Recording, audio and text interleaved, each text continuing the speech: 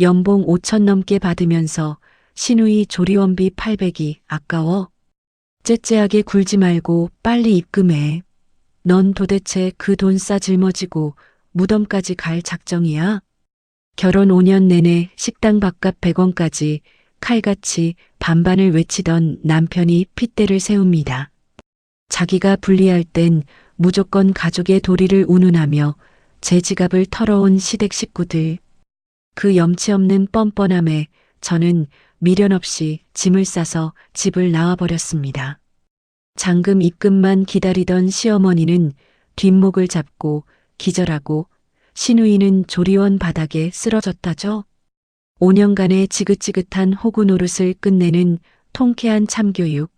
지금 바로 시작합니다. 여보, 방금 밥 먹은 거 24만 5천 원 나왔지? 거기서 당신이 혼자 시켜 먹은 오렌지 주스는 8천 원이니까 그건 당신 몫으로 빼는 게 맞지? 그럼 나머지 식대 23만 7천 원만 정확히 반으로 나눠서 11만 8,500원. 지금 바로 카카오페이로 보낼 테니까 딱 확인해. 결혼 5주년 기념일 저녁이었습니다. 분위기 좋은 레스토랑에서 와인 잔을 부딪힌 지 채 1시간도 지나지 않았죠. 남편은 계산서가 나오기가 무섭게 핸드폰 계산기부터 두드렸습니다. 그의 손가락이 화면을 두드리는 소리가 그날따라 유난히 딱딱하고 정없게 들렸어요. 뭘 그렇게 100원 단위까지 딱 맞춰서 계산해? 오늘 같은 결혼 기념일은 그냥 당신이 기분 좋게 한턱 쏘면 안 돼? 제가 애써 웃으며 농담처럼 던진 말에 남편의 미간이 확 좁아졌습니다. 무슨 소리야? 부부 사이일수록 이런 돈 문제는 철저해야 하지. 우리 연애할 때부터 서로 약속했던 거잖아. 요즘 세상에 남자가 데이트 비용 다 내고 외식비 다 내는 건 구시대적인 마인드라고. 이렇게 정확하게 50대 50으로 부담하는 게 가장 평등하고 건강한 부부관계야.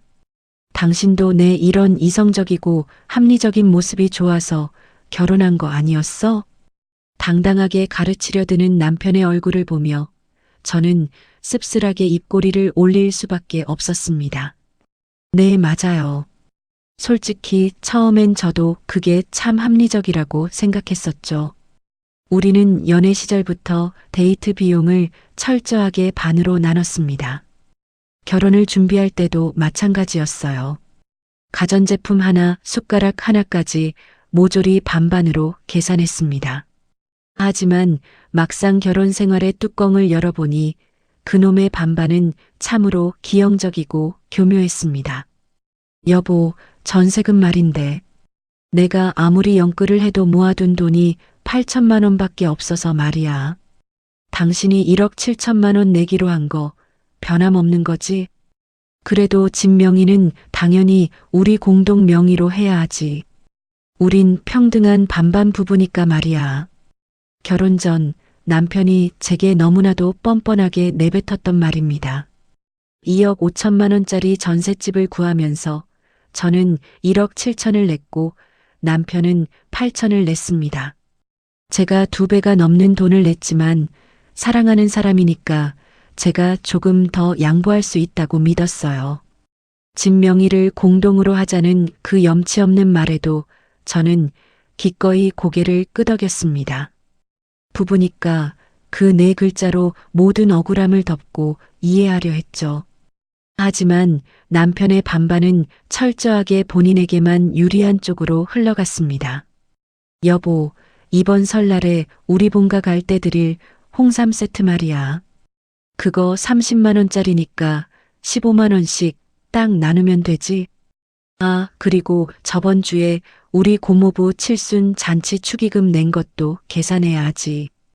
당신 시댁 식구이기도 하니까 당연히 며느리인 당신도 반반 내는 게 맞잖아. 남편은 자기 집안에 대소사가 있을 때마다 귀신같이 우리와 반반을 찾았습니다. 하지만 제 친정집 앞에서는 안면을 싹 바꾸며 태도가 180도 달라지곤 했죠. 여보, 다음 달 우리 엄마 환갑이잖아. 가족들끼리 모여서 식사라도 하려는데 비용 좀 같이 보탤까?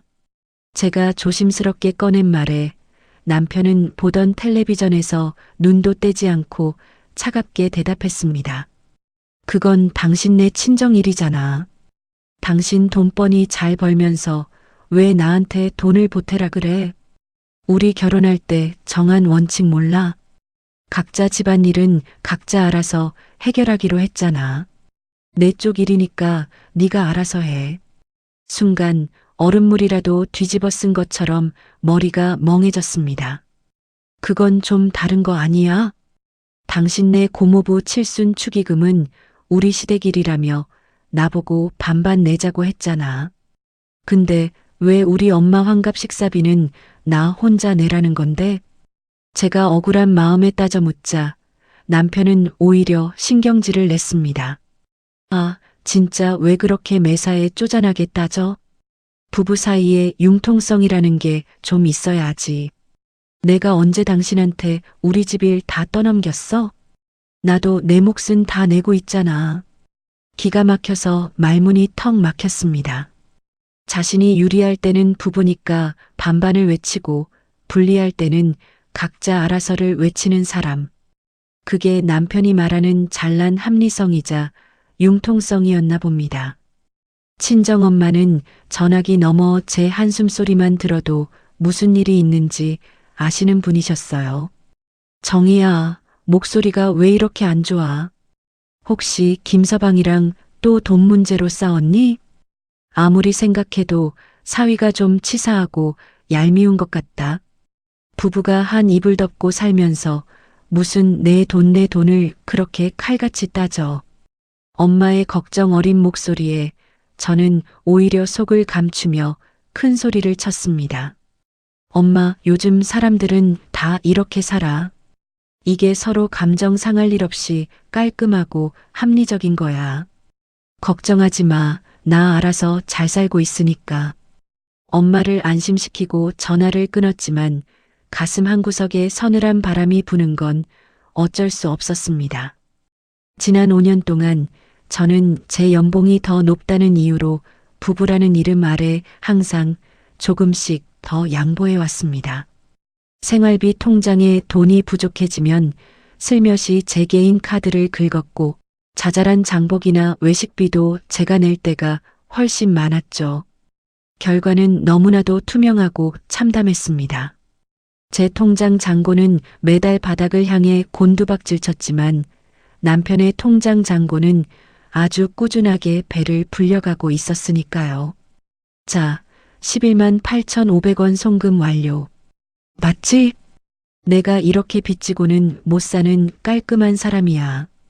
결혼기념일 저녁 식사 자리로 다시 시선이 돌아왔을 때 남편의 얄미운 목소리가 귓가를 때렸습니다.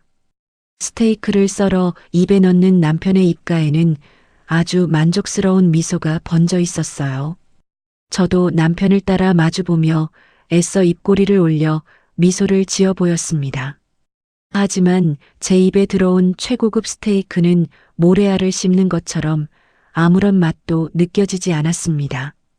결혼기념일의 씁쓸한 뒷맛이 채 가시기도 전인 어느 일요일 아침이었습니다. 늦지막이 늦잠을 자고 일어났는데 시어머니에게서 다급한 전화가 걸려왔죠. 너희들 지금 당장 본가로 좀 와야 하겠다. 가족회의를 해야 할 일이 생겼으니까 잔말 말고 빨리 와. 다짜고짜 소리부터 지르는 시어머니의 목소리에 저는 불길한 예감이 들었습니다. 서둘러 남편과 함께 시댁으로 달려갔을 때 거실의 풍경은 그야말로 초상집이 따로 없었죠. 시누이 미정 아가씨가 거실 바닥에 주저앉아 눈이 퉁퉁 붓도록 통곡을 하고 있었습니다. 아이고, 내 팔자야. 내가 전생에 무슨 죄를 지어서 늙음하게 이런 꼴을 본단 말이냐. 미정아, 네가 어떻게 나한테 이럴 수가 있어. 시어머니는 가슴을 치며 대성통곡을 하고 계셨죠. 저와 남편이 어리둥절한 표정으로 서 있자 시누이가 울먹이며 폭탄 같은 선언을 던졌습니다. 오빠, 새언니. 나 임신 7개월이래. 어떻게 그 자식이 내 임신 소식 듣자마자 전화번호 바꾸고 잠적해버렸어. 순간 제 귀를 의심했습니다. 프리랜서 웹디자이너로 일하며 자유롭게 살던 아가씨가 3년 사귄 남자친구의 아이를 가졌는데 미혼모가 되게 생겼습니다. 시어머니는 한참을 악을 쓰며 우시더니 벼랑간 태세를 180도 전환하셨습니다. 그래도 어쩌겠니? 내 배 아파 낳은 내 새끼의 새끼인데 아비 없는 자식이라고 지울 수는 없잖니. 어떻게든 낳아서 길러야 하지. 시어머니의 결연한 외침에 신우이는 더 크게 울음을 터뜨렸습니다. 엄마, 나 돈이 하나도 없단 말이야. 프리랜서라 출산하고 나면 당분간 일도 못해서 수입도 뚝 끊길 텐데 애는 어떻게 키워? 그 눈물 콧물 범벅이 된 현장에서 남편은 한숨을 푹 쉬더니 아주 심각한 표정으로 입을 열었습니다. 미정아 울지 마. 그래도 우리가 명색이 가족인데 오빠가 가만히 있겠어? 어떻게든 힘을 합쳐서 도와야 하지. 안 그래 여보? 남편이 저를 힐끗 쳐다보는 순간 제 등줄기를 타고 식은땀이 쫙 흘렀습니다.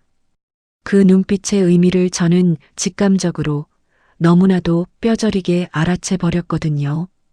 그건 우리가 돕자가 아니라 정희야, 네가 돈 좀 내라라는 소리 없는 압박이었습니다. 일단 저는 놀란 마음을 진정시키고 신우이의 어깨를 토닥였습니다. 아가씨, 너무 울지 마요. 홀몸도 아닌데 이렇게 울면 애기한테 다 안 좋은 영향 가요. 일단 아가씨 건강부터 챙기고 천천히 생각해봐요. 인간적인 도리로 건넨 위로였습니다. 하지만 제 얄팍한 동정심은 집으로 돌아오는 차 안에서 산산조각이 나버렸죠. 무거운 침묵이 흐르던 차 안에서 운전대를 잡고 있던 남편이 헛기침을 하며 슬쩍 본론을 꺼냈습니다. 여보, 아까 미정이 우는 거 봤지? 걔가 평소에 철이 없긴 해도 막상 저렇게 되니까 오빠로서 마음이 참 안 좋네. 여동생 산후조리원 비용 좀 당신이 도와주면 안 될까? 한 500만 원이면 충분할 것 같은데. 순간 제가 잘못 들은 줄 알았습니다. 500만 원? 커피 한 잔 값도 기를 쓰고 반반으로 나누는 사람이 자기 여동생 산후조리원비 500만 원을 저보고 통째로 내라고요? 여보, 지금 그게 무슨 소리야?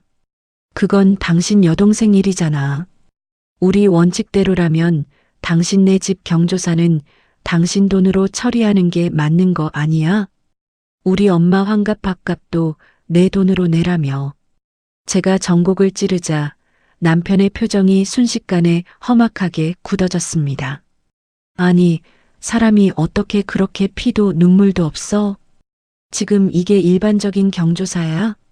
가족이 벼랑 끝에 몰려서 중내 산해하고 있는데 거기서 내 돈을 따지고 싶어? 넌 명색이 새언니라는 사람이 최소한의 도리도 없냐? 새언니의 도리라. 남편의 입에서 나온 그 단어에 기가 차서 헛웃음이 새어나왔습니다. 친정 부모님 경조사비는 남의 집 일 취급하던 사람이 자기 동생이 사고를 치니까 벼랑간 저에게 가족의 도리를 운운하고 있었습니다. 마침 차가 교차로 신호등 앞에 멈춰 섰습니다. 500만 원만 있으면 일단 급한 불은 끄니까 내일 당장 이체해줘. 나도 지금 융통할 돈이 없어서 당신한테 부탁하는 거잖아. 아주 뻔뻔하게 요구하는 남편의 목소리와 함께 창밖에 붉은 신호등 불빛이 제 얼굴을 차갑게 비췄습니다. 빨간불. 그래요. 제 인생의 경고등이 켜지는 순간이었습니다. 그날 밤 저는 침대에 누워서도 단 한숨도 자지 못했습니다. 새언니의 도리라는 그 역겨운 말이 계속해서 머릿속을 빙빙 맴돌았죠. 내 통장 잔고를 갉아먹으며 유지해온 이 기형적인 반반의 실체가 서서히 그 흉측한 민낯을 드러내고 있었습니다. 생각할 시간을 좀 줘. 어젯밤 제 단호한 한마디에 남편은 입을 삐죽이며 물러났지만 평화는 그리 오래가지 않았습니다. 날이 밝기가 무섭게 시댁의 파상 공세가 시작되었거든요. 아침 출근길 지하철에 타자마자 시어머니의 전화가 울렸습니다. 정희야, 내가 며느리한테 이런 아쉬운 소리 하는 게 쉬운 줄 아니? 다 미정이가 불쌍해서 어미 된 도리로 억장이 무너져서 그러는 거다. 네가 우리 집안에 시집 왔으면 핏덩이 안고 길바닥에 나앉게 생긴 시누이를 모른 척하면 쓰겠니? 전화기 너머로 들려오는 앓는 소리에 저는 기가 막혀 아무 대답도 할 수 없었습니다. 제가 침묵하자 이번에는 남편의 메시지가 폭탄처럼 쏟아졌습니다. 여보, 우리 엄마 쓰러지시면 다 당신 책임이야. 당신 고집 때문에 집안 꼴이 이게 뭐야. 빨리 500만 원 보내고 이 사단 끝내자. 자신의 책임을 저에게 뒤집어 씌우는 그 얄미운 활자들을 보며 저는 입술을 꽉 깨물었죠. 급기야 점심시간에는 시누이 미정 아가씨에게서 직접 전화까지 걸려왔습니다. 새언니, 나 진짜 통장에 100만 원도 없어. 산후조리원 안 가고 집에서 혼자 애 낳고 미역국 끓여 먹다간 나 진짜 몸 다 망가져서 죽을지도 몰라. 언니는 연봉도 높고 돈 잘 벌잖아.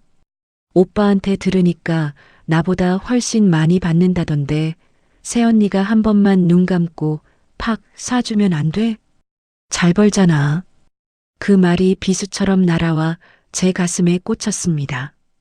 제가 뼈 빠지게 야근하고 스트레스 받아가며 번 돈이 왜 저들 눈에는 아무 때나 뺏을 수 있는 공짜 돈으로 보이는 걸까요? 게다가 이 가족의 뻔뻔함은 거기서 끝이 아니었습니다.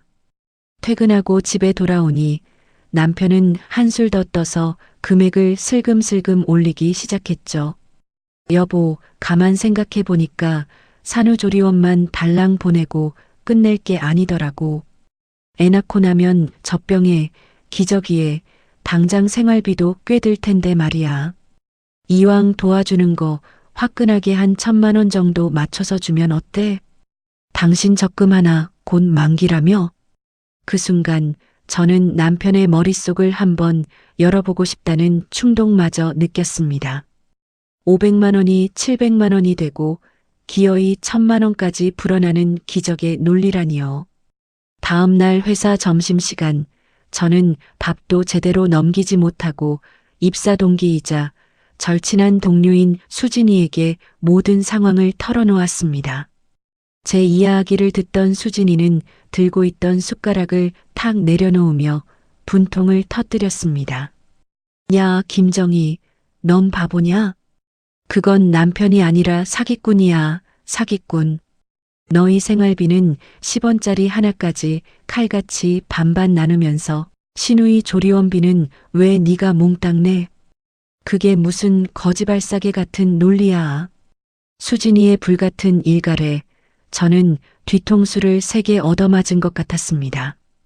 지난 5년 동안 합리적이라고 포장하며 참고 넘겼던 모든 순간들이 파노라마처럼 스쳐 지나갔죠. 사실은 합리적인 게 아니었습니다. 그저 저를 교묘하게 이용하고 착취해 온 것뿐이라는 끔찍한 자각이 시작되고 있었어요. 그리고 그날 밤 제 마음속에 남아있던 마지막 한 줌의 미련마저 산산조각 내버리는 사건이 터졌습니다.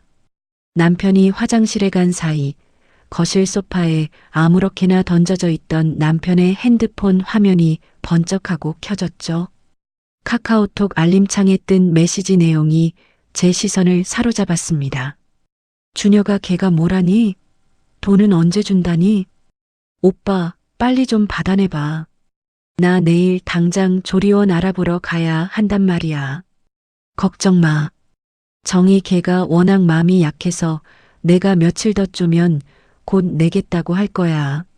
내가 잘 설득할게. 저는 홀린 듯이 화면을 노려보았습니다. 단톡방의 이름은 우리 가족이었습니다. 그 우리 가족이라는 이름 안에 며느리인 저 김정희의 자리는 없었죠.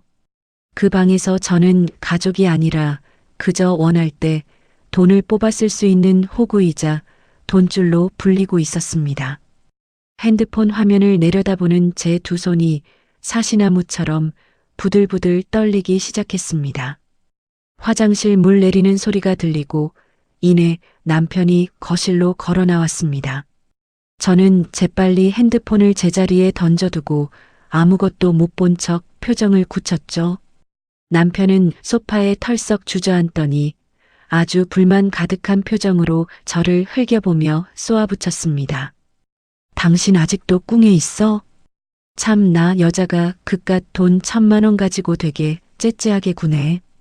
어차피 당신 나보다 연봉도 높으면서 애도 없는 마당에 그 돈 다 어디다 쓰려고 그래.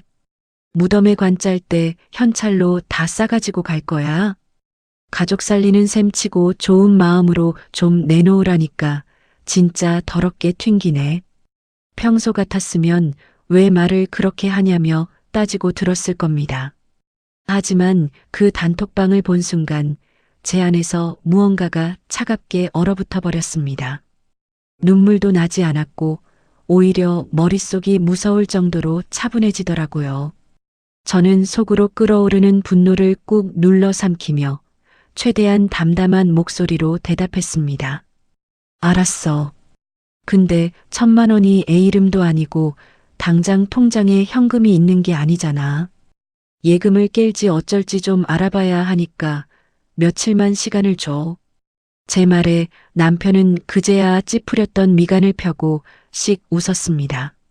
진작 그렇게 순순히 나올 것이지. 사람 피곤하게 만들고 있어.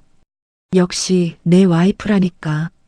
그의 입에서 나온 와이프라는 단어가 너무나도 역겨웠지만 저는 그저 말없이 고개를 돌렸습니다. 그래요. 당신 와이프가 아니라 당신 전용 ATM기였겠죠. 그날 밤부터 저는 아무도 모르게 아주 조용하고 철저한 탈출 작전을 시작했습니다. 가장 먼저 한 일은 지난 5년간의 재정 내역을 샅샅이 파헤치는 것이었습니다.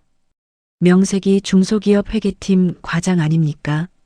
저는 노트북을 켜고 엑셀 창을 띄운 뒤 결혼 준비 때부터 지금까지의 모든 지출 내역을 역추적해 내려갔습니다. 전세자금 2억 5천만 원 중 제 돈이 1억 7천, 남편 돈이 8천, 신혼집을 채운 냉장고, 세탁기, TV 등 굵직한 가전제품은 모조리 제 신용카드 할부였습니다. 게다가 명절마다 시어머니께 갖다 바친 용돈과 선물비, 시댁 식구들 경조사비까지 전부 합치니 5년간 대략 1,200만 원이 넘더군요. 그중 제 통장에서 빠져나간 돈이 무려 60% 이상이었습니다. 반반이라며 정확히 자기 목만 냈던 남편과 그래도 부부니까라며 제가 바보같이 더 짊어졌던 금액의 차이. 계산기를 두드릴수록 기가 막혀서 헛웃음만 나왔습니다. 다음 날 반차를 내고 곧장 법률사무소로 향했습니다. 상담실에 마주 앉은 변호사님은 제가 정리해간 서류들을 찬찬히 훑어보더니 고개를 끄덕이셨죠. 준비성이 대단하시네요. 전세자금 출처 증빙이 이렇게 확실하면 나중에 재산 분할 과정에서 아주 유리하게 작용합니다. 그리고 남편분이 아내의 동의 없이 시댁에 대규모 금전 지원을 강요하고 폭언을 한 정황은 법적으로 충분한 이혼 사유가 됩니다. 지금부터는 증거 수집이 생명입니다. 시댁 식구들과의 통화는 무조건 녹음하시고 메시지도 전부 캡처해 두세요. 변호사님의 조언에 따라 저는 철저하게 움직였습니다. 시어머니가 울며 불며 돈을 내놓으라 협박하는 전화도, 시누이가 염치 없이 징징거리는 목소리도 전부 녹음 버튼을 눌렀죠. 당사자 간의 녹음은 합법이니까 마음 놓고 모든 증거를 차곡차곡 모았습니다. 그리고 퇴근길 저는 친정 엄마에게 전화를 걸었습니다. 엄마, 나 며칠 후에 짐 싸서 집에 들어갈 수도 있어. 내 방 하나만 좀 비워줘. 수화기 너머로 잠시 침묵이 흘렀습니다. 하지만 제 단호한 목소리에서 무언가를 눈치채셨는지 엄마는 꼬치꼬치 캐묻지 않으셨습니다. 알았다. 언제든 와라, 내 새끼. 엄마의 그 한마디에 하마터면 꾹 참았던 눈물이 터질 뻔했습니다. 집에 돌아온 저는 제 이름으로 된 통장과 인감, 중요 문서들을 조금씩 제 가방으로 옮기기 시작했습니다. 남편은 제가 돈을 마련하느라 고민하는 줄로만 알고 콧노래까지 흥얼거리며 텔레비전을 보고 있었죠. 새벽 2시 안방에서는 남편이 코를 고는 소리만 요란하게 울려 퍼지고 있었습니다. 저는 거실 식탁에 앉아 노트북 불빛에 의지한 채 엑셀 시트의 마지막 정산 버튼을 눌렀습니다. 화면 맨 아래 제 5년의 호구짓을 증명하는 숫자가 붉은색으로 선명하게 떠올랐죠. 초과 부담액 6,824만 7천 원. 코 고는 소리를 자장가 삼아 그 숫자를 가만히 들여다보고 있자니 어둠 속에서 제 입꼬리가 스르륵 올라갔습니다. 야, 너 도대체 돈 언제 보낼 거야? 내일 모레가 당장 우리 미정이 조리원 들어가는 날인데 새언니라는 작자가 여태 입 싹 닫고 모른 척 할 셈이야? 설마 이 지경까지 왔는데 진짜 돈 한 푼 안 내놓고 배짱 튕기려는 건 아니지? 출산 예정일을 2주 앞두고 신우이의 제왕절개 수술 날짜와 산후조리원 입소일이 정해진 날이었습니다. 퇴근하고 돌아온 남편은 다짜고짜 저를 닥달하며 유난히 더 못되게 윽박지르기 시작했죠.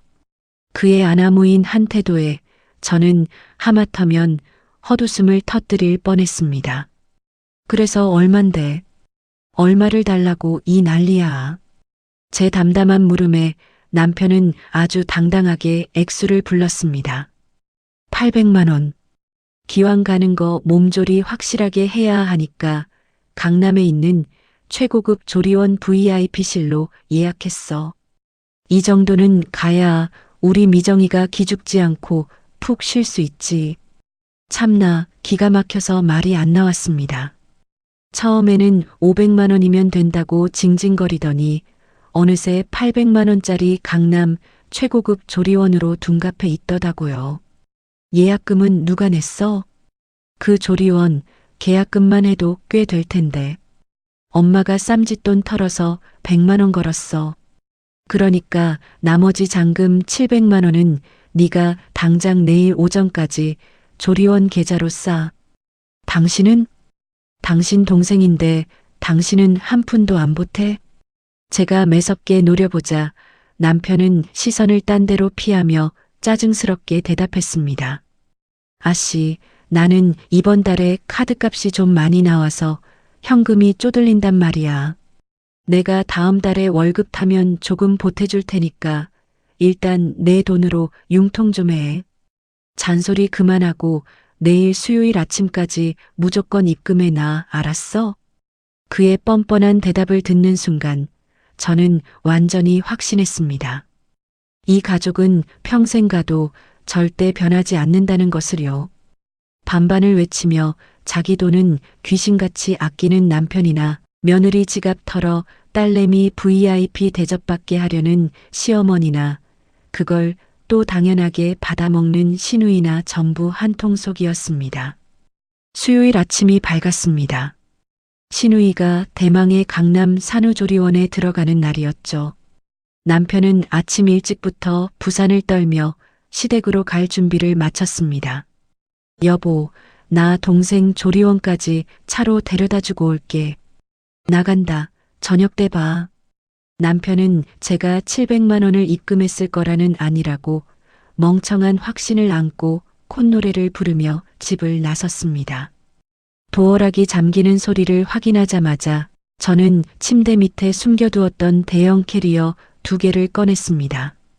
미리 챙겨둔 중요 서류와 통장, 인감, 그리고 결혼 전부터 부어왔던 제 명의의 적금 증서를 가방에 꼼꼼히 챙겨 넣었죠. 사계절 옷과 화장품, 제 손때가 묻은 물건들을 쓸어 담으니 어느새 캐리어 2개가 꽉 찼습니다. 짐을 다 싼 뒤 저는 거실 한가운데 서서 집안을 천천히 둘러보았습니다. 지난 5년 동안 제 피땀 어린 돈이 가장 많이 들어간 애증이 남은 공간이었죠. 하지만 1초의 미련도 남지 않았습니다. 저는 거실 식탁 위로 다가가 미리 써둔 A4 용지 한 장을 덩그러니 올려놓았습니다. 남편에게 5년간 우리는 반반으로 참 잘 살았습니다. 그런데 당신이 말한 그 반반이었던 건 오로지 내가 돈을 낼 때뿐이었네요. 당신 여동생 산후조리원비는 당신 가족일이니 원칙대로 당신이 알아서 해결하세요.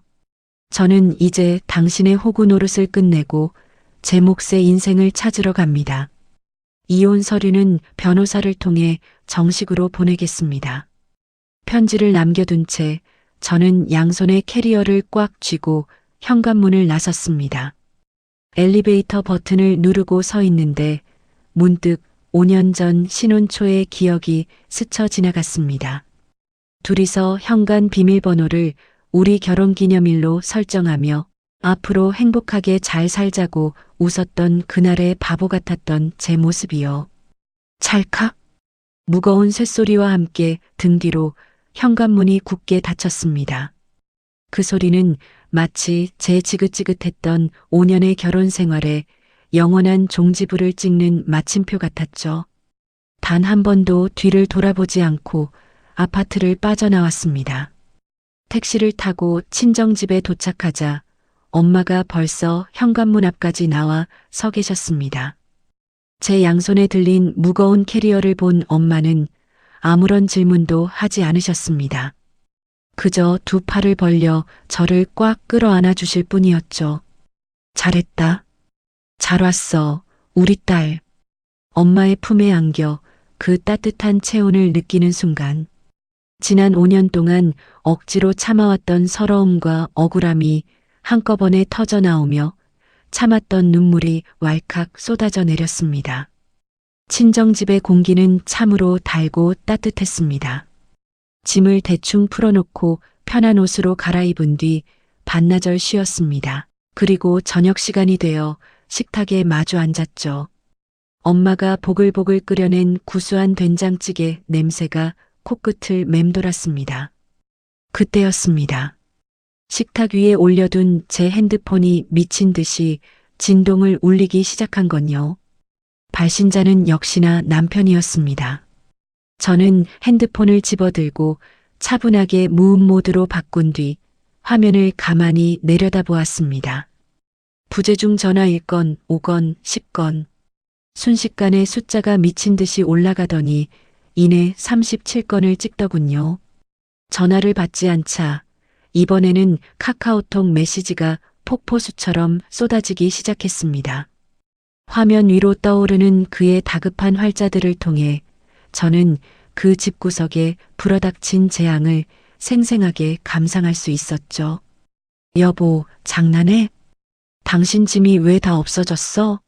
식탁에 이 편지는 또 뭐고? 이혼이라니, 이게 무슨 미친 소리야. 남편은 제가 집을 나갔다는 사실을 그제야 확인한 모양이었습니다. 아마 텅 빈 옷장과 식탁 위의 편지를 보고 다리가 풀려 주저앉았겠죠. 메시지는 갈수록 초조하고 다급해졌습니다. 야, 김정희, 제발 전화 좀 받아봐. 너 진짜 미정이 조리원비 안 보낸 거야? 방금 조리원 원장한테 전화 왔잖아. 잔금 안 들어왔다고. 내일까지 입금 안 하면 바로 퇴소 처리한대. 미정이 방금 VIP실에 짐 풀다가 그 소리 듣고 충격받아서 바닥에 쓰러졌어. 참으로 눈물겨운 오빠의 외침이었지만 제 마음에는 일말의 동요도 일지 않았습니다. 그러게 왜 내 동생 산후조리를 나한테 맡겨. 저는 속으로 코웃음을 치며 수저를 들었습니다. 핸드폰 화면 속 남편의 절규는 이제 정점을 향해 치닫고 있었어요. 나 방금 엄마한테 전화했는데 엄마 네가 짐 싸서 도망갔다는 소리 듣고 혈압 올라서 기절하셨어. 지금 119 타고 응급실 실려가고 계신다고. 미정이도 조리원에서 울고불고 난리 났어. 제발 살려줘 여보. 당신이 어떻게 우리 엄마랑 내 동생한테 이럴 수가 있어. 제가 돈을 안 냈다는 충격의 시어머니는 뒤로 넘어가시고 최고급 조리원의 꿈에 부풀었던 시누이는 쓰러졌다니. 직접 눈으로 보지 않아도 그 아수라장이 된 상황이 머릿속에 아주 선명하게 그려졌습니다. 하지만 그 끔찍한 소식들 앞에서도 저는 그저 무덤덤했습니다. 그리고 마지막으로 남편이 보낸 문자 하나가 제 시선을 완전히 사로잡았죠. 여보, 나 사실 모아둔 돈 하나도 없어. 나 몰래 주식했다가 다 날려서 지금 통장에 127만 원밖에 없단 말이야. 당신이 700만 원 안 보내주면 미정이 진짜 길바닥에 나앉아. 내가 무릎 꿇고 빌게. 제발 한 번만 도와줘.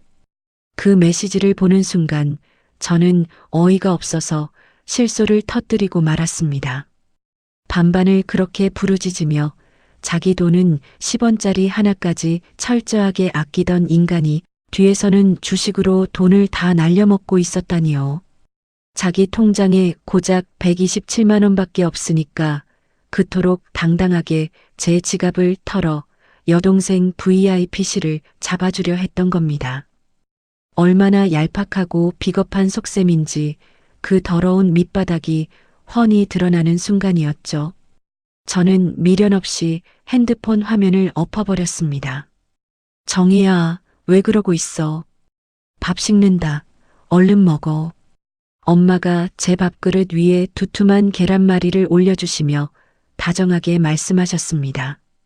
수십 통의 부재중 전화와 응급실, 퇴소 통보로 발칵 뒤집힌 그들의 지옥 같은 세상과 달리 엄마와 마주 앉아 밥을 먹는 제 세상은 너무나도 고요하고 평화로웠습니다. 저는 갓 지은 하얀 쌀밥 위에 계란말이를 얹어 크게 한 입 베어 물었습니다. 엄마, 이 된장찌개 진짜 너무 맛있다. 입안 가득 퍼지는 구수한 찌개 맛을 음미하며 저는 5년 만에 가장 가벼운 미소를 지었습니다. 제 침묵이 길어지자 다음 날부터 남편의 추잡한 발악이 단계별로 시작되었습니다. 1단계는 얄팍한 회유였죠. 여보, 내가 다 잘못했어. 내가 주식한 거 숨긴 건 정말 미안한데 사람이 살다 보면 그럴 수도 있잖아. 일단 집으로 돌아와서 얼굴 보고 다시 얘기하자. 응? 핸드폰 불이 나도록 쏟아지는 애원에도 제가 철저하게 무시하자 남편은 곧바로 2단계인 협박으로 넘어갔습니다. 야, 너 진짜 이혼할 작정이야? 네가 이혼 소송 걸면 내가 순순히 당해줄 줄 알아? 우리 명색이 부부고 집도 공동명의니까 이혼하면 그 집값 반은 무조건 내 거야. 네가 이기나 내가 이기나 한번 해봐. 그 뻔뻔한 협박 문자에 저는 콧방귀를 뀌며 제 변호사님께 연락을 취했습니다. 그리고 얼마 지나지 않아 남편은 제 변호사로부터 아주 정중하고 서늘한 답변을 받았죠. 전세자금 출처 증빙상 의뢰인 김정희님의 기여분이 70%이며 재산 분할은 명의가 아닌 실질적 기여도에 따라 산정됩니다. 변호사님의 단호한 메시지에 남편의 협박은 쏙 들어가 버렸습니다. 그러자 이번에는 3단계로 시댁 친척들을 총동원하는 비겁한 수를 쓰더군요. 큰아버지, 작은어머니, 심지어 얼굴도 잘 모르는 사촌형까지 번갈아가며 제게 전화를 걸어왔습니다.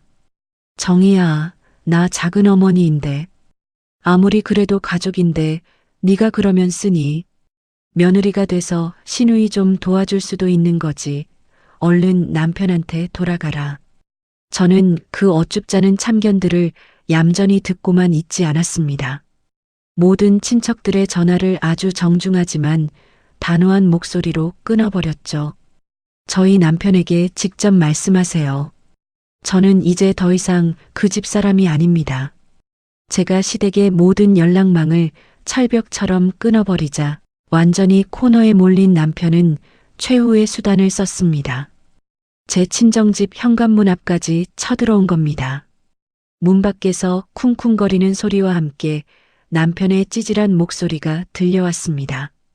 어머니, 저 준혁입니다. 정희 안에 있는 거 다 압니다. 제발 정희 좀 만나게 해주세요. 제가 자리에서 일어나려 하자 엄마가 제 손을 꽉 잡으며 앉아있으라고 눈짓을 하셨습니다. 그러고는 굳은 표정으로 성큼성큼 걸어가 현관문을 활짝 열어젖히셨죠. 어머니, 제가 정말... 남편이 불쌍한 표정을 지으며 변명을 시작하려던 찰나였습니다. 엄마의 불호령이 복도 전체를 쩌렁쩌렁하게 울렸습니다. 이복의 김서방. 내가 지난 5년 동안 우리 딸 얼굴 봐서 꾹꾹 참고 넘어갔더니 아주 사람을 바보 천치로 안아보네. 네가 그동안 내 딸한테 생활비 반반 타령하면서 얼마나 피를 빨아먹었는지 내가 모를 줄 알아? 엄마의 매서운 호통에 남편은 꿀먹은 벙어리가 되어 눈만 껌뻑거렸습니다. 생활비가 반반이면 전세금도 반반을 냈어야 하지. 우리 딸이 1억 7천 낼 때 자네는 고작 8천 내놓고 뻔뻔하게 집 명의는 공동으로 올렸지. 명절마다 시댁에 갖다 바친 용돈은 우리 딸 주머니에서 다 나가고 그러고도 모자라서 이제는 시누이 산후조리원비까지 내 딸더러 내라고? 자네 양심은 개가 물어갔나? 어머니, 그게 아니라. 시끄러워. 내 딸 인생이 자네네 집안 전용 ATM기야? 어디서 남의 귀한 딸 데려다가 호구 노릇을 시켜.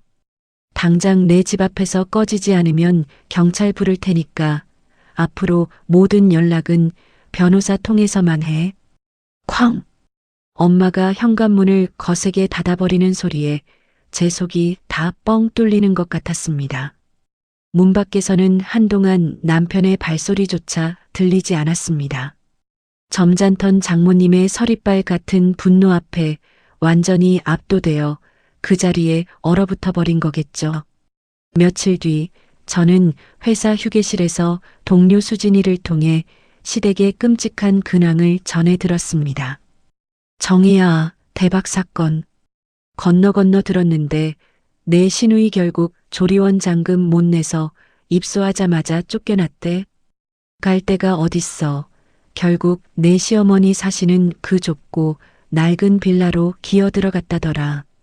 에어컨도 시원찮은 그 찜통 같은 방에서 신생아 안고 땀 뻘뻘 흘리고 있대. 근데 내 시어머니는 뒷목 잡고 누워서는 돈 안 주고 도망간 나쁜 년이라고 내 욕만 동네방네 떠들고 다닌다더라. 수진이는 기가 막힌다는 듯 혀를 끌듯 찼습니다. 당장 자기들 수중에 돈 100만 원도 없으면서 여전히 제 탓만 하며 저주를 퍼붓고 있다는 사실이 소름 끼치게 일관성 있었죠. 하지만 저는 커피를 한 모금 마시며 아주 담담하게 대답했습니다. 그래, 뭐 그 집안일이니까.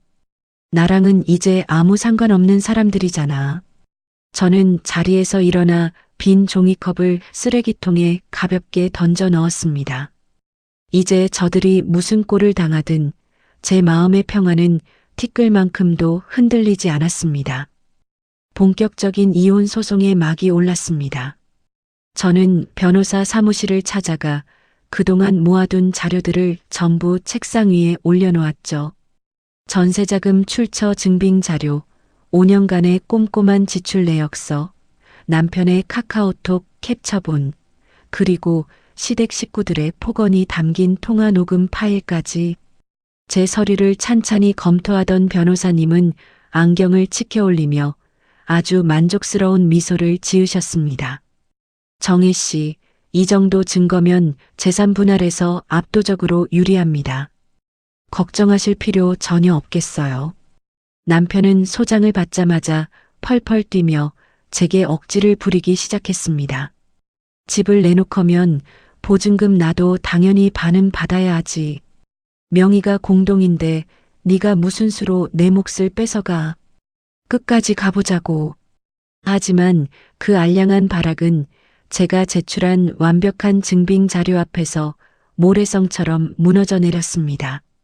그리고 소송을 준비하는 과정에서 저는 아주 충격적이고도 역겨운 진실 하나를 마주하게 되었습니다. 바로 남편의 숨겨진 계좌 내역이었죠. 정희 씨, 남편분 금융거래 내역을 조회해보니 이상한 점이 발견됐습니다. 변호사님이 건네준 서류를 받아든 저는 두 눈을 의심할 수밖에 없었습니다. 남편은 결혼 3년 차부터 저 몰래 주식과 코인판에 뛰어들었던 겁니다. 그렇게 해서 날려먹은 돈이 무려 3천만 원에 달했죠. 입만 열면 반반을 외치며 자기 몫의 생활비를 아껴서 그 피 같은 돈을 전부 허공에 날려버린 거였습니다. 신우이의 산후조리원비 800만 원을 저에게 그토록 뻔뻔하게 떠넘기려 했던 진짜 이유. 그건 가족을 향한 애틋한 오빠의 마음 따위가 아니라 그저 자기 통장이 텅텅 비어 있었기 때문이었습니다. 게다가 남편이 시어머니와 신우이에게 보냈던 메시지 내역은 더 가관이었죠. 엄마, 정희 걔 연봉이 5천이 넘어. 조리원비 800만 원 정도는 걔한테 껌이니까 걱정하지 마. 미정아, 네 새언니가 돈 아주 잘 버니까 오빠만 믿어. 저는 변호사 사무실 의자에 앉아 남편의 처참한 주식 손실 내역서와 뻔뻔한 카톡 캡처본을 한참 동안 노려보았습니다. 숨이 턱 막히는 침묵 끝에 제 입술 사이로 허탈한 혼잣말이 새어나왔습니다. 그래서 그렇게 기를 쓰고 반반을 하자고 했던 거였구나. 처음부터 내 돈이 필요했던 거지. 내 등골을 빼먹으려고 그 잘난 합리성을 들먹인 거였어.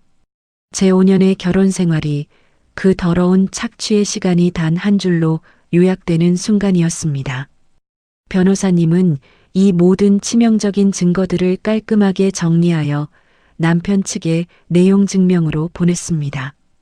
그 서류를 받아든 남편은 그제야 사태의 심각성을 뼈저리게 깨달았을 겁니다. 이혼 소송에서 철저하게 불리해진 것은 물론이고 그토록 숨기고 싶어 했던 주식 손실까지 까발려졌으니까요.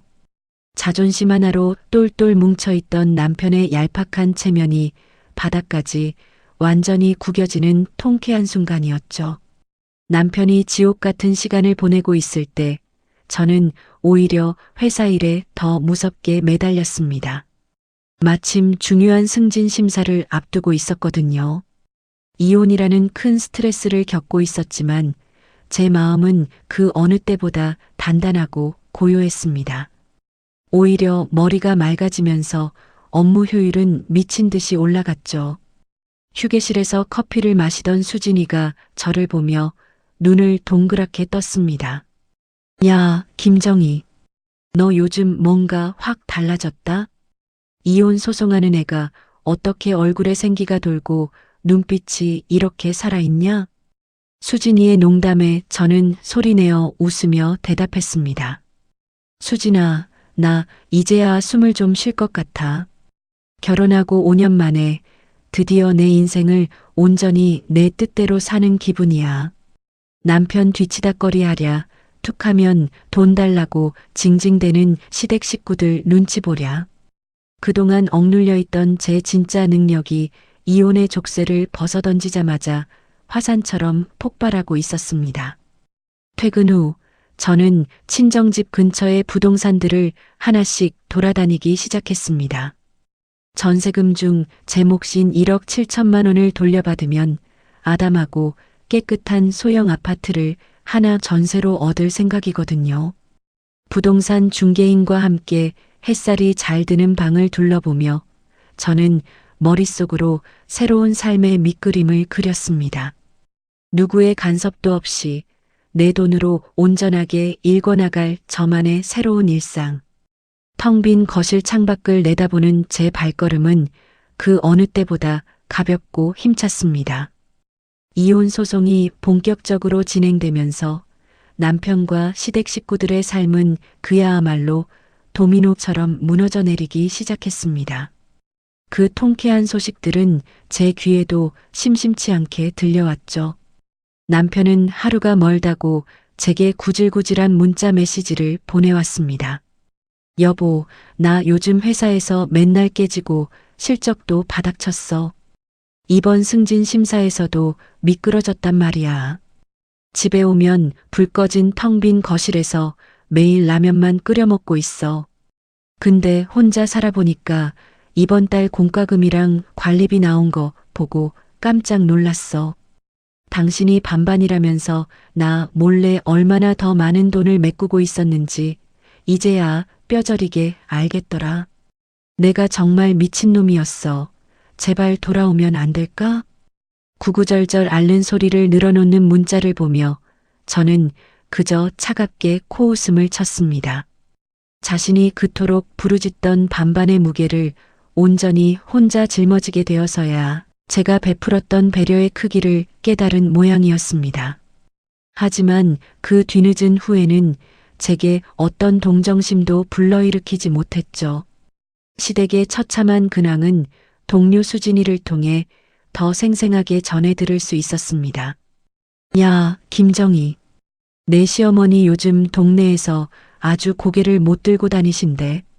경로당 가서 며느리가 돈 안 주고 도망간 몹쓸 년이라고 내 욕을 그렇게 해댔다잖아. 근데 동네 사람들이 바보냐? 사정 뻔히 아는 할머니들이 생활비도 반반 내던 며느리한테 시누이 조리원비를 뒤집어 씌우는 시어미가 어딨냐고 아주 쌍욕을 하셨대. 내 시어머니 충격받아서 또 혈압 올라 병원 신세 지셨단다. 수진이의 찰진 중계방송에 저는 10년 묵은 체증이 싹 내려가는 기분이었습니다. 게다가 시누이는 시어머니의 그 좁디 좁은 빌라 방구석에서 제대로 된 산후조리는커녕 끔찍한 산후우울증에 시달리고 있다고 하더라고요. 자업자득이 따로 없었습니다. 자신들의 분수에 맞지 않는 허영심과 이기심이 어떤 결과를 초래하는지 톡톡히 대가를 치르고 있는 셈이었죠. 그리고 드디어 법원에서 첫 조정 기일이 열리는 날이 다가왔습니다. 법원 복도에서 마주친 남편의 몰골은 말이 아니었습니다. 머리는 듬성듬성 떡져 있었고 볼살이 쑥 패인 얼굴은 그야말로 산송장 같았죠. 반면 저는 아주 단정하고 세련된 정장 차림으로 그 어느 때보다 여유롭고 당당하게 법정에 들어섰습니다. 조정실에 마주 앉자 제 변호사님은 준비해온 서류 뭉치를 가차없이 쏟아냈습니다. 전세자금 기여도를 증명하는 이체 내역서, 5년간 제가 초과 부담한 6,800만 원의 지출 내역, 남편의 3천만 원짜리 주식 손실 계좌 내역, 그리고 저를 호구 취급했던 시댁 식구들의 단톡방 캣처본까지 모든 증거가 테이블 위에 펼쳐지자 조정위원조차 혀를 끌짓 차며 남편 측을 향해 고개를 저으셨습니다. 이 정도면 피신청인 측에서 억지를 부릴 상황이 아닌 것 같네요. 신청인의 기여도가 워낙 명확하고 피신청인의 유책 사유도 뚜렷합니다. 조정위원의 뼈 때리는 한마디에 남편의 변호사도 더 이상 방어할 의지를 상실한 듯 보였습니다. 남편의 변호사가 남편의 귀에 대고 심각한 표정으로 속삭였습니다. 원하시는 대로 합의하시는 게 최선입니다. 더 끌어봤자 무조건 불리해집니다. 그 말을 듣는 순간 남편은 푹 숙인 고개를 들지 못하고 어깨만 파르르 떨었습니다. 조정이 끝난 후 저는 홀가분한 발걸음으로 법원 복도를 걸어 나왔습니다. 제 뒤를 황급히 쫓아온 남편이 쉰 목소리로 저를 불렀죠. 정희야, 진짜 이렇게까지 해야 속이 시원해? 너한테 나는 지난 5년 동안 아무것도 아니었어? 그의 찌질한 원망에 저는 천천히 발걸음을 멈추고 뒤를 돌아보았습니다. 핏발선 눈으로 저를 쳐다보는 남편을 향해 저는 아주 차분하고 우아하게 미소 지으며 입을 열었죠. 준혁아, 나는 당신에게 복수하려는 게 아니야. 나는 그저 정당하게 내 몫을 찾아가는 것뿐이지. 당신이 평소에 그렇게 입에 달고 살며 좋아하던 반반 말이야. 이제 정확히 내 몫만 가져갈게. 더도 말고 덜도 말고 딱 반반으로 깔끔하게. 제 입에서 나온 반반이라는 단어가 그의 가슴에 비수처럼 날아가 꽂히는 것이 보였습니다. 남편의 얼굴이 백지장처럼 하얗게 질리며 일그러졌습니다. 저는 더 이상 그에게 어떤 시선도 주지 않은 채 미련 없이 돌아서서 복도를 걸어 나갔습니다. 저 멀리서 망연자실하게 서 있는 남편의 시선이 제 등 뒤에 꽂히는 것이 느껴졌지만 저는 단 한 번도 뒤를 돌아보지 않았습니다. 그가 잃어버린 것은 단순히 돈이 아니라 지난 5년간 그를 묵묵히 사랑해주고 인내해 주었던 유일한 사람이었다는 것을 이제야 뼈저리게 깨달았겠지만 모든 것은 이미 산산조각 난 뒤였습니다. 이혼 소송은 제 예상보다 훨씬 더 수월하고 통쾌하게 끝이 났습니다. 법원은 전세금에 대한 제 기여도를 100% 인정해 주었죠. 전세금 중 제 몫이었던 1억 7천만 원은 물론이고 그동안의 뻔뻔한 착취에 대한 위자료와 추가 재산분할금까지 두둑하게 판결이 났습니다. 제 통장에 온전한 제 돈이 다시 꽂히던 날 저는 5년 동안 명치 끝을 짓누르던 체증이 싹 씻겨 내려가는 기분을 만끽했어요. 그리고 제 인생을 갉아먹던 거머리들을 떼어내자 좋은 일들이 마치 봇물 터지듯 밀려오기 시작했습니다.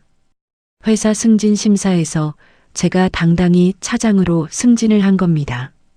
그동안 얄미운 남편 뒤치다꺼리 하느라 염치 없는 시댁 식구들 눈치 보느라 억눌려 있던 제 진짜 능력이 이혼과 동시에 폭발해버린 거죠. 회계팀 차장 김정희. 새로 파인 명함을 흐뭇하게 만지작거리고 있는데 동료 수진이가 커피를 들고 다가와 제 어깨를 툭 쳤습니다. 야, 김 차장. 너 이혼하더니 얼굴 핀 것 좀 봐라. 아주 거짓말 하나도 안 보태고 10살은 더 어려 보인다 얘. 수진이의 농담에 저는 소리내어 크게 웃었습니다. 그치? 나쁜 피를 싹 뽑아냈더니 스트레스가 빠져서 그런가 봐. 저는 돌려받은 전세금으로 친정집 근처에 아주 깨끗한 신축 오피스텔을 전세로 얻었습니다. 비록 예전 아파트보다 평수는 작았지만 그곳은 누구의 눈치도 볼 필요 없는 온전한 저만의 공간이었죠. 이사를 마치고 짐을 대충 정리한 첫날 밤, 텅 빈 거실 소파에 앉아 와인 한 잔을 따르며 창밖의 야경을 내려다보았습니다. 아, 이게 진짜 내 인생이구나. 잔잔한 재즈 음악을 틀어놓고 와인을 한 모금 머금는데 그 고요한 평화로움이 너무 달콤해서 하마터면 눈물이 날 뻔했어요. 독립을 하고 나니 친정엄마는 일주일에 한 번씩 양손 무겁게 반찬통을 들고 찾아오셨습니다. 정희야, 엄마 왔다. 우리 딸, 이제 밥 거르지 말고 든든하게 잘 먹고 다녀. 냉장고를 꽉꽉 채워주시는 엄마의 뒷모습을 보며 저는 콧등이 찡해졌습니다. 엄마, 나 올해 35살이야. 누가 보면 아직도 물가에 내놓은 어린애인 줄 알겠어.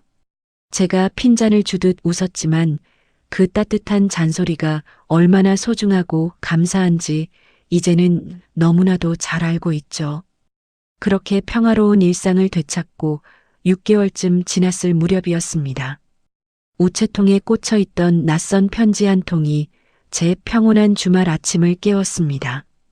보낸 이의 이름을 확인한 저는 잠시 숨을 멈출 수밖에 없었죠. 신우이 미정이에게서 온 편지였습니다. 조심스럽게 봉투를 뜯고 편지지를 펼치자 삐뚤빼뚤한 글씨들이 눈에 들어왔습니다. 정희 언니, 나 미정이에요. 붙이지 못하고 서랍에 넣어뒀던 편지를 이제야 용기 내어 보냅니다. 나는 그때 언니의 돈이 아니라 언니의 따뜻했던 마음을 짓밟았다는 걸 너무 뒤늦게 알았어요.